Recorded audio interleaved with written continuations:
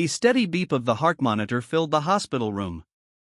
Robert Wilson sat next to his daughter's bed, as he had every day for 8 months. Emma lay still, her eyes closed, her breathing shallow. The doctors called it a coma, but Robert refused to believe she was gone forever. And then the princess found her way through the forest. Robert read from Emma's favorite book.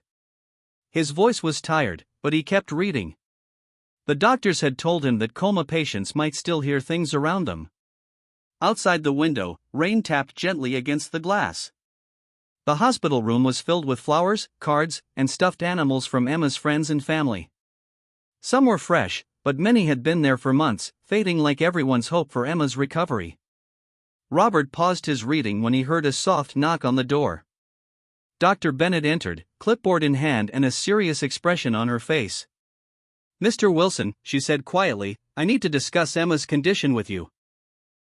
Robert closed the book slowly. "Is there any change?" Dr. Bennett shook her head. "I'm afraid not. It's been 8 months now, and the latest test results aren't promising." She hesitated. "We should start considering long-term care options." Robert's shoulders tensed. "You mean giving up?" "I mean being realistic," Dr. Bennett replied gently. "The chances of recovery diminish significantly after." "Not today," Robert interrupted, raising his hand. "Please, not today." Dr. Bennett nodded and left the room quietly. Robert returned to his book, trying to keep his voice steady as he continued reading. The princess never gave up hope, even when everyone else did. Robert didn't notice when Emma's fingers twitched slightly. He didn't see her eyelids flutter. It wasn't until he heard a small gasp that he looked up from the pages. Emma's eyes were open. Robert froze. He had imagined this moment hundreds of times, but now that it was happening, he couldn't believe it. "Emma?" he whispered. Her eyes moved slowly around the room, confused and frightened, until they found her father's face. Recognition filled them. "Dad," she said, her voice barely audible after months of silence. Robert jumped to his feet, knocking over his chair. "Emma! Oh my God, Emma!" Tears filled his eyes as he pressed the call button for the nurse. Emma's dry lips tried to form words. Robert leaned closer to hear her. "Water," he thought she said. He quickly poured some from the pitcher on the bedside table and helped her take a small sip. After moistening her lips, Emma's eyes suddenly widened with fear. She grabbed her father's arm with surprising strength. "Dad," she said, her voice stronger now. "Dad, help me. The doctor is lying." Robert stared at her in shock. "What? What do you mean?" Before Emma could answer, the door burst open. Nurses rushed in, followed by Dr. Bennett. Their faces showed disbelief and excitement. "She's awake," one nurse exclaimed. Dr. Bennett approached the bed, her professional composure hiding her surprise. "Emma, can you hear me?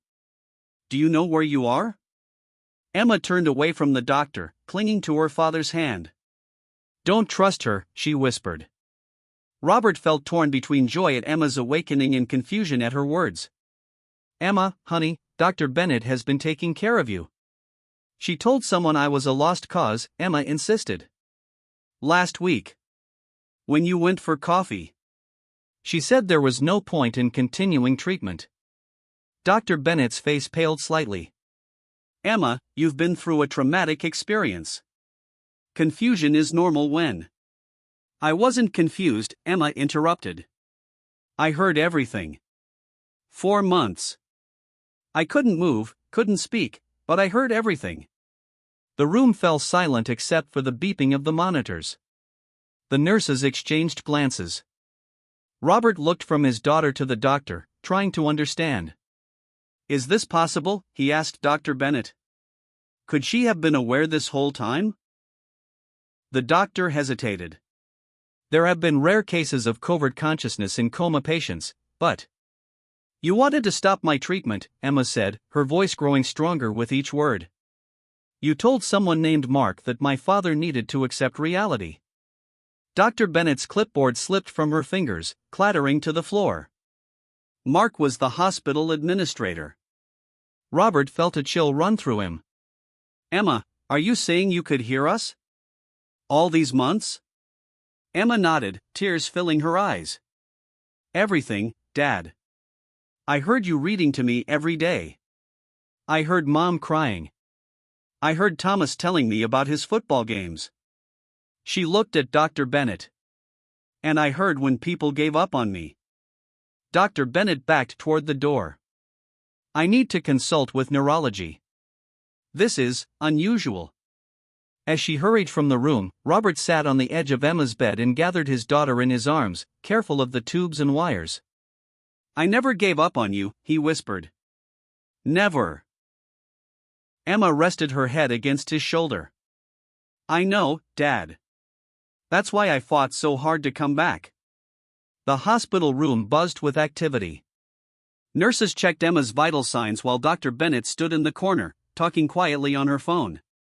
Robert never left his daughter's side, still struggling to believe she was really awake after 8 months. I want to call Mom, Emma said, her voice growing stronger with each hour. Though her mother had died when Emma was 10, Robert understood immediately. She meant her stepmother, Linda, who had raised Emma since she was 11. She's on her way, Robert assured her. She took Thomas to his football practice, but they'll be here soon. Emma nodded weakly.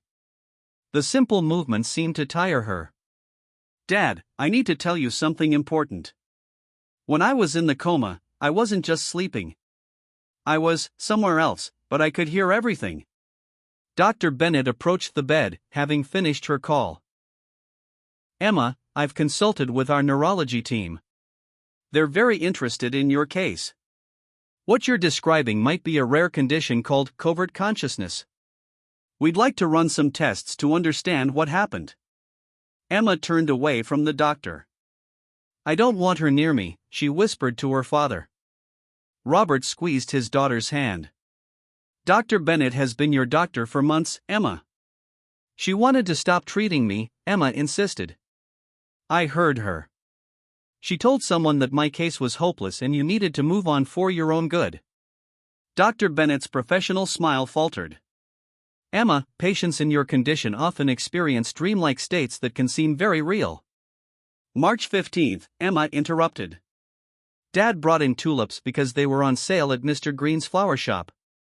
You came in after he left and told someone named Mark that my brain activity showed no improvement and continuing treatment was cruel to my family. The room fell silent. Robert stared at Dr. Bennett, whose face had gone pale. Is this true? He asked quietly. Before the doctor could answer, the door burst open. Linda rushed in, followed by 13-year-old Thomas. Linda's eyes were red from crying, and when she saw Emma awake, she let out a sob and hurried to the bed.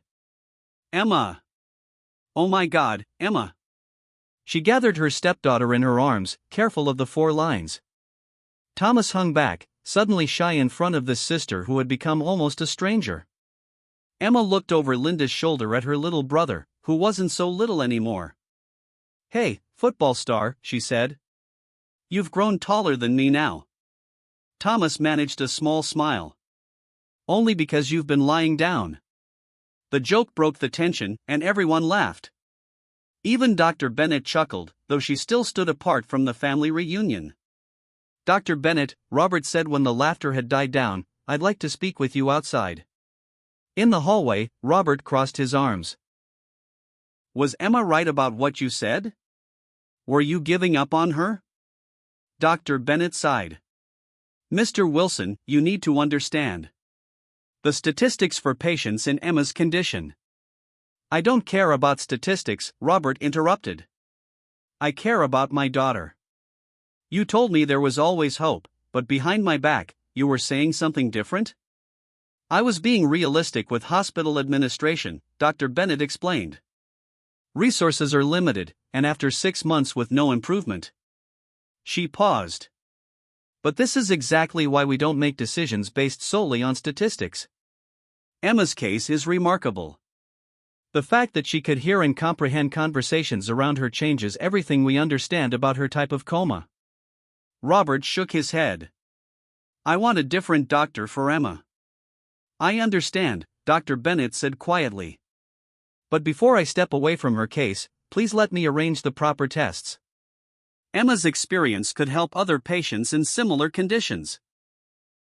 Her story could change how we treat coma patients. Robert considered this. I'll ask Emma what she wants. Back in the room, Emma was listening to Thomas talk about his football team making it to the regional finals. Her face was tired but happy. When Robert explained Dr. Bennett's request, Emma surprised him. I'll do the tests, she said. But not because I forgive her. Because I remember hearing other patients' families in the waiting room, crying and wondering if their loved ones could hear them too. Dr. Bennett nodded gratefully. Thank you, Emma. I'll make the arrangements. After the doctor left, a new nurse came in to check Emma's vitals. She was older, with kind eyes and gentle hands. I'm Mrs. Taylor, she introduced herself. I'll be your primary nurse from now on. As Mrs. Taylor helped Emma sit up a bit more comfortably, she spoke in a warm, matter-of-fact way that made Emma feel less like a medical miracle and more like a normal girl. Tomorrow we'll start with a few simple exercises, Mrs. Taylor explained. Your muscles have weakened, but you're young and strong. With work, you'll be up and about before you know it. For the first time since waking, Emma felt a spark of hope for the future. She wasn't just the girl who woke up from a coma. She was Emma Wilson, and she had a life to reclaim. I'm ready, she told Mrs. Taylor. Let's get started. 3 weeks after Emma woke up, she faced her biggest challenge yet. Mrs. Taylor stood patiently beside a set of parallel bars in the hospital's physical therapy room. Today we're going to try standing, Mrs. Taylor said, her voice firm but kind. Emma looked at the bars with doubt in her eyes. Her legs, once strong from playing football, now felt like twigs that might snap under her weight. 8 months in bed had taken a toll on her body. I don't think I can, Emma whispered. You won't know until you try, Mrs. Taylor replied. She helped Emma sit up on the edge of the bed and placed her feet flat on the floor. Your body remembers. You just need to remind it. Robert watched from the corner of the room, wanting to rush over and help but knowing he shouldn't. Emma needed to do this herself. With Mrs. Taylor's support, Emma slowly pushed herself up. Her arms shook with effort. When her legs took her weight, pain shot through her muscles, and she gasped. That's normal, Mrs. Taylor assured her. Your muscles are waking up, just like you did. Emma managed to stand for 5 seconds before collapsing back onto the bed, breathing hard as if she'd run a marathon. 5 seconds today, Mrs. Taylor said with a smile. Tomorrow it will be 6, then 10, then 30. Small steps, Emma. Later that afternoon, Dr. Williams, Emma's new doctor, came to discuss the results of her tests. Unlike Dr. Bennett, he spoke directly to Emma rather than talking over her to her father. Your case is remarkable, Dr. Williams explained. The tests confirm you were experiencing what we call cognitive motor dissociation. Your brain was active and aware, but you couldn't respond physically. Will it happen again? Emma asked, her greatest fear spoken aloud for the first time. Dr. Williams shook his head. There's no reason to believe it will. Your brain activity now shows normal patterns. The accident damaged some neural pathways, but your brain found new routes. It's quite extraordinary. After Dr. Williams left, Emma's best friend Olivia came to visit. She brought homework from school and gossip about their classmates. Emma tried to focus, but everything felt distant, as if Olivia was talking about strangers. Is Jack still dating Penny? Emma asked, trying to connect to her old life. Olivia's smile faltered. They broke up months ago. Jack's with Emily now. She looked down at her hands. A lot has changed, Emma. The words hung heavy in the air between them. 8 months was a lifetime at 16. Emma had missed football finals, the winter dance, Christmas, and countless small moments that made up teenage life. Tell me something that hasn't changed, Emma said quietly. Olivia thought for a moment, then reached into her bag and pulled out a friendship bracelet, worn and faded. I still wear this every day. The one you made me before. Before the accident, Emma finished. That night, after Olivia left and Robert went to the cafeteria for dinner, Emma asked Linda to help her to the window. The hospital room had become her world, and she longed to see beyond its walls. Linda supported her as they shuffled slowly to the window. Outside, the town of Oakridge spread below them, lights twinkling in the early evening darkness. Everything looks so small from up here, Emma said. But it's all still there, waiting for you, Linda replied. Emma pressed her hand against the cool glass. I feel like I don't belong there anymore. Or here, either. I'm stuck in between. Linda turned Emma gently to face her. You belong wherever you decide to plant your feet. Your life is still yours, Emma. It just took a detour. The next day, Mrs. Taylor brought a walker to therapy instead of using the parallel bars. Time to see more of the world than this room, she declared. Step by painful step, Emma made her way down the hospital corridor. Nurses stopped to cheer her on. An elderly patient gave her a thumbs up from his wheelchair. By the time she reached the end of the hall, sweat soaked her hospital gown, but pride shone in her eyes. How does it feel? Mrs. Taylor asked. Hard, Emma admitted. But good. When they returned to her room, Emma found Dr. Bennett waiting. The doctor looked uncomfortable, clutching a folder to her chest. May I speak with you, Emma? Alone? After Mrs. Taylor and Robert stepped out, Dr. Bennett sat beside Emma's bed. I've been following your progress, she said. It's remarkable. Emma waited silently. I owe you an apology, Dr. Bennett continued. In medical school, we're taught to trust science, data, statistics. But medicine isn't just science, it's people. And people surprise us every day. She handed Emma the folder. Inside was information about a new research study on coma consciousness. Your experience could help others, Dr. Bennett explained. Patients like you, trapped inside themselves but aware. Would you consider participating in our research?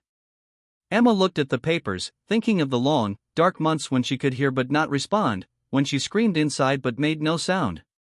Yes, she decided. I'll help. Not for you, but for them. Dr. Bennett nodded. That's more than fair. As the doctor left, Emma realized something important. Her journey back wasn't just about walking again or returning to school. It was about finding purpose in what had happened to her. For the first time since waking, Emma felt truly awake. 2 months after Emma woke from her coma, Robert Wilson sat at his kitchen table surrounded by bills. The stack of papers seemed to grow every day: hospital bills, physical therapy costs, specialists' fees. His insurance covered some, but not nearly enough. Bad news? Linda asked, setting a cup of tea in front of him. Robert rubbed his tired eyes. We're 3 months behind on the mortgage. The bank sent a final notice. He pointed to a letter with red text across the top. Linda sat down heavily. What about your savings? Gone. All of it. Robert looked around their modest home, the place where Emma had grown up. The thought of losing it felt like another tragedy piled on top of everything else. Upstairs, Emma was having her own struggle. She sat at her desk, trying to complete the schoolwork her teachers had sent. If she wanted to rejoin her class next term, she needed to catch up on 8 months of missed lessons. The math problems swam before her eyes. Before the accident, Emma had been a good student. Now she found it hard to focus, hard to remember things she used to know easily. A knock on her door interrupted her frustration. Thomas peeked in. "Th. Need help?" he asked. "I'm pretty good at math now." Emma smiled at her little brother. Their relationship had changed since she woke up. Thomas had stepped up, helping her practice walking, bringing her books, and now offering to help with homework. "Actually, yes," she admitted. "My brain feels foggy sometimes." As Thomas explained the algebra problems, Emma's phone buzzed with a message from Olivia, meeting at town hall tonight about the hospital funding cuts. Thought you might want to know. Emma frowned. The local hospital where she had been treated was small but important to their community. Without it, people would have to travel an hour to the city for medical care. Thomas, what's this about hospital funding? She asked. Oh, Mayor Collins wants to cut the hospital budget to build a new shopping center. Mrs. Taylor might lose her job. Dad's worried about it. Emma thought about Mrs. Taylor, who had helped her take her first steps after waking. The kind nurses who had cared for her day and night. Dr. Williams, who answered all her questions with patience. I want to go to that meeting, Emma decided. Downstairs, she found Robert still at the kitchen table. Dad, can we go to the town hall meeting tonight? Robert looked surprised. Emma, you get tired just walking around the house. A public meeting would be exhausting. It's important, Emma insisted. The hospital saved my life. Twice. First after the accident, and then by finding out I was conscious during the coma. Robert hesitated, then nodded. Okay. But we'll bring your wheelchair for when you get tired. That evening, the town hall was packed with people. Mayor Collins stood at the front, talking about progress and economic growth. Emma listened from her wheelchair in the back row, gathering her courage. When the mayor asked for questions, Emma raised her hand. Robert looked worried but wheeled her to the microphone when she was called on. The room fell silent. Everyone in town knew Emma's story. My name is Emma Wilson, she began, her voice shaking slightly. 8 months ago, I was in a car accident that put me in a coma. 3 months ago, I woke up. She paused, looking around at the familiar faces of neighbors and friends. While I was in my coma, I could hear everything happening around me. I heard the nurses checking my vitals every hour. I heard my dad reading to me each day. I heard doctors discussing my case. The mayor shifted uncomfortably. Miss Wilson, while your recovery is remarkable, what is your question about the budget? My question is, how many more people like me will be sent to the city hospital where nobody knows them? Where their families can't visit every day because it's too far? Where doctors might give up on them because they're just another patient in a busy ward? Murmurs spread through the crowd. Emma continued, her voice growing stronger. Our hospital isn't just a building with beds. It's Mrs. Taylor in physical therapy who knows exactly how hard to push you. It's Nurse Peter who sings to elderly patients when they're confused and scared. It's Dr. Williams who takes the time to explain everything clearly. She took a deep breath. When I screamed that the doctor was lying, I was heard because I was in a small hospital where people pay attention. In a big city hospital, would anyone have noticed? The room erupted in applause. Mayor Collins raised his hands for quiet.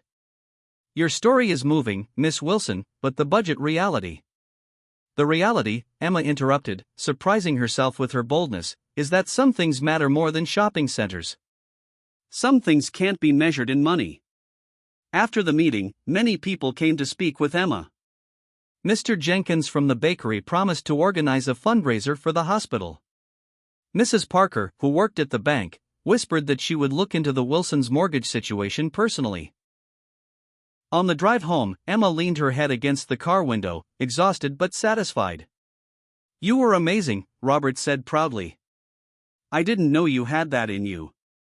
Emma smiled tiredly. Neither did I.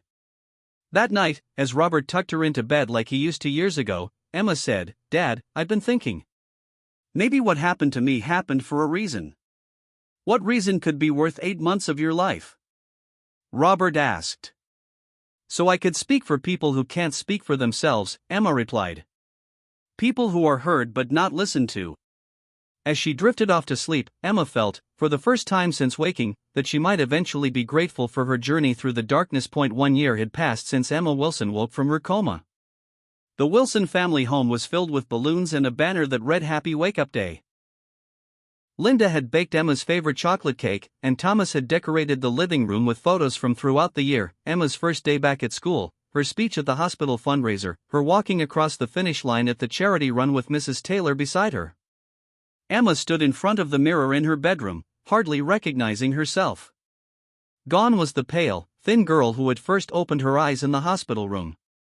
Her cheeks had color again, and her body had regained its strength through months of determined effort.